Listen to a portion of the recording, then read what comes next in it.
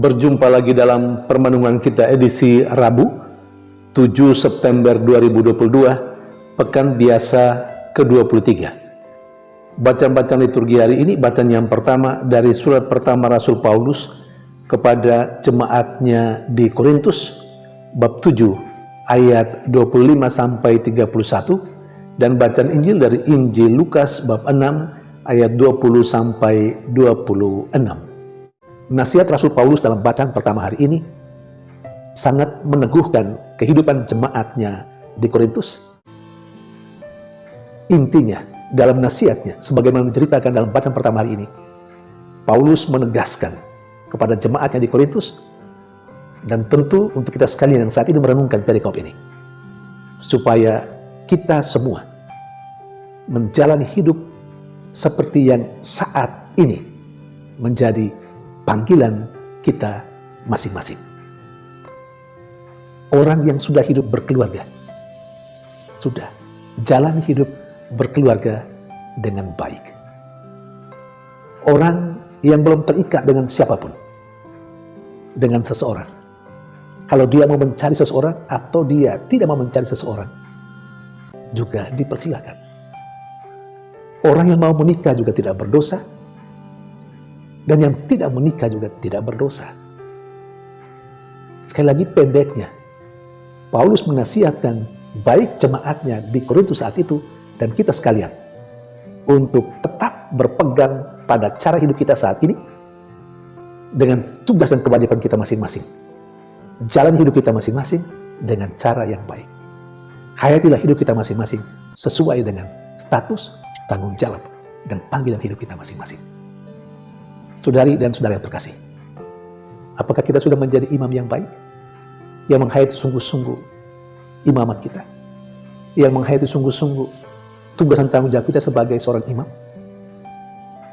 Apakah kita adalah seorang suami yang baik, yang menghayati sungguh-sungguh hidup sebagai seorang suami terhadap pasangan hidup?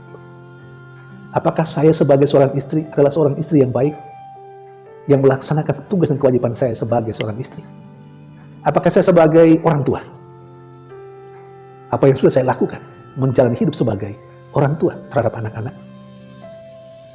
Sebaliknya juga, apakah saya yang saat ini label atau status sebagai anak sudah melaksanakan hidupku sebagai anak yang baik?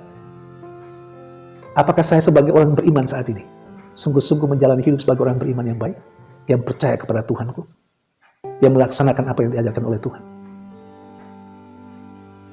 Bagi saya, dan kiranya bagi kita sekalian, nasihat Rasul Paulus dalam bacaan pertama hari ini sungguh menguatkan kita. Sudahlah, kalau sudah hidup berkeluarga, tidak usah berupaya untuk menghancurkan keluarga, untuk cerai misalnya. Kalau kita sudah memilih jalan hidup sebagai seorang imam, sudahlah, kita jalan hidup sebagai seorang imam, sebagai biara-biarawati yang baik. Menguatkan kita, bukan? Supaya kita berpegang pada komitmen hidup kita sebagaimana kita jalani saat ini. Dan ini semua adalah keputusan kita masing-masing. Ketika mau menjadi imam, ketika mau memilih hidup berkeluarga, ketika mau menentukan pilihan terhadap pasangan kita masing-masing, terhadap tugas dan tanggung jawab yang sudah kita terima, jalani hidup itu dengan baik. Sementara bacaan Injil, ada dua kata yang di satu sisi memberikan kegembiraan dan sukacita, tapi di sisi lain semacam menegur kita. Yesus berkata kepada murid-murid dan semua orang yang mengikuti dia saat itu, berbahagialah, berbahagialah. Di sisi lain, pada saat yang sama, Yesus juga berkata, celakalah, celakalah. Yang berbahagia menurut Yesus adalah mereka yang karena dia, yang karena imannya, yang karena Tuhan mengalami penderitaan, menjadi orang yang miskin, menjadi orang yang dicaci maki. Tetapi semuanya itu karena dan demi Tuhan, demi imannya, demi tugas dan tanggung jawabnya. Orang seperti itulah yang berbahagia menurut Yesus. Sebaliknya, celaka bagi orang yang memiliki segala-galanya, yang mempunyai segala-galanya, yang mungkin hari ini tertawa, yang mungkin hari ini hidup dalam kelimpahan, tetapi yang melekatkan diri pada semuanya itu dan bukan pada Tuhan. Orang yang seperti itu adalah orang yang celaka. Saudari dan saudara terkasih, kita mau memilih bahagia atau celaka? Kalau kita memilih bahagia, apa kita memilih bahagia menurut ukuran dunia, menurut ukuran kita, atau kita memilih hidup bahagia menurut ukuran Tuhan? Apakah kita mau celaka juga? Saya kira kita semua akan memilih yang terbaik untuk kita. Dan jangan lupa, yang terbaik untuk kita adalah kalau kita menyesuaikan diri kita hidup menurut yang diperintahkan Tuhan kepada kita. Walaupun itu berat, tapi itu yang membuat kita bahagia. Tidak saja hari ini, tapi juga hari esok.